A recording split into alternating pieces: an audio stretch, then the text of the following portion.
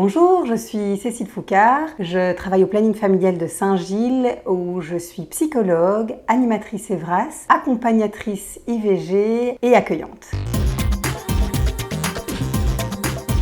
Quelles sont les différentes méthodes possibles ? Alors il y a deux méthodes, soit il y a la méthode médicamenteuse, soit il y a la méthode par aspiration. Est-ce qu'on privilégie une méthode plutôt qu'une autre ? Ici, au planning familial de Saint-Gilles, on ne va pas imposer une méthode ou l'autre. Les deux méthodes sont proposées. Par contre, au-delà de 7 semaines de grossesse, on est obligé de faire la méthode par aspiration. Comment choisir la méthode qui nous convient ? Il y a un rendez-vous pré-IVG pendant lequel on parle avec la personne. Ça nous permet d'analyser un petit peu le contexte de la personne pour l'accompagner le mieux possible. La méthode médicamenteuse va pouvoir se faire ici ou à la maison. La méthode par aspiration, elle est faite par le médecin. Donc on peut avorter chez soi. Alors avec la méthode médicamenteuse, on peut avorter chez soi. Mais donc c'est fixé dans l'agenda. C'est un jour où le médecin travaille et peut contacter la patiente pour prendre de ses nouvelles et évaluer si tout va bien. Est-ce qu'on peut venir accompagner ? Bien sûr, donc ça c'est vraiment le choix de la patiente. On lui dit toujours que si c'est ok pour elle, c'est ok pour nous.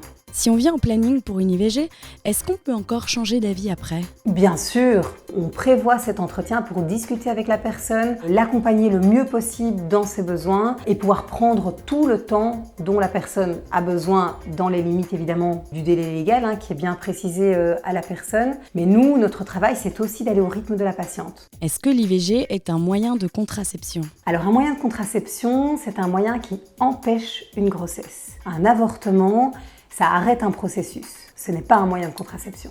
Est-ce que ça fait mal d'avorter ? La question de la douleur est très relative à chaque personne parce qu'on a des patientes qui vont avoir très mal et des patientes qui vont pas avoir spécialement mal. C'est un petit peu la même chose que les règles. Il y a des personnes qui ont très mal et il y a des personnes qui ont pas mal. Est-ce qu'on saigne pendant et après une IVG ? Donc dans les deux méthodes, on saigne et on peut saigner pendant plusieurs jours. C'est pour ça aussi qu'il y a un rendez-vous de contrôle qui est prévu 2 semaines après. Et en général, les patientes peuvent saigner pendant 2 semaines. Est-ce que ça rend stérile d'avorter ? Ici, en Belgique, où l'avortement est légalisé, il est fait dans de bonnes conditions. Il n'y a pas de risque de devenir stérile. Par contre, dans les pays où l'avortement n'est pas légalisé, où il se passe, parce qu'on sait que l'avortement se passe dans tous les pays, là, il y a un risque de stérilité, mais bien d'autres choses. C'est fait dans de mauvaises conditions, parfois pas par des professionnels, et donc divers risques pour le corps et éventuellement la stérilité.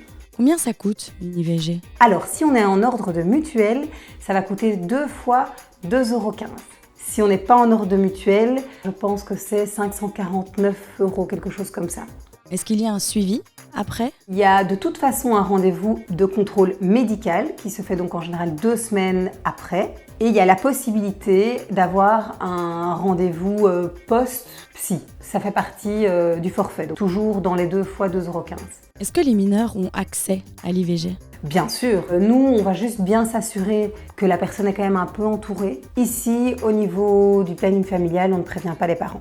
Un dernier conseil ? On a pas mal de gens qui viennent pour une IVG en pensant que la méthode du retrait est efficace et est un moyen de contraception. Il ne faut pas oublier qu'avant l'éjaculation, il peut déjà y avoir du liquide préséminal qui peut contenir des spermatozoïdes et donc risquer une grossesse. C'est pas un moyen de contraception. Autre chose, j'aimerais préciser aux patientes qui viennent qu'elles ne portent pas seules la responsabilité d'une grossesse. Donc c'est à 2 que ça se passe, la responsabilité est partagée. Et n'hésitez pas, si vous avez une question, une inquiétude, de passer simplement un coup de fil, soit au planning familial de Saint-Gilles, soit à n'importe quel planning familial. Vous pouvez passer dans les heures d'ouverture sans rendez-vous pour poser une question. Abonne-toi.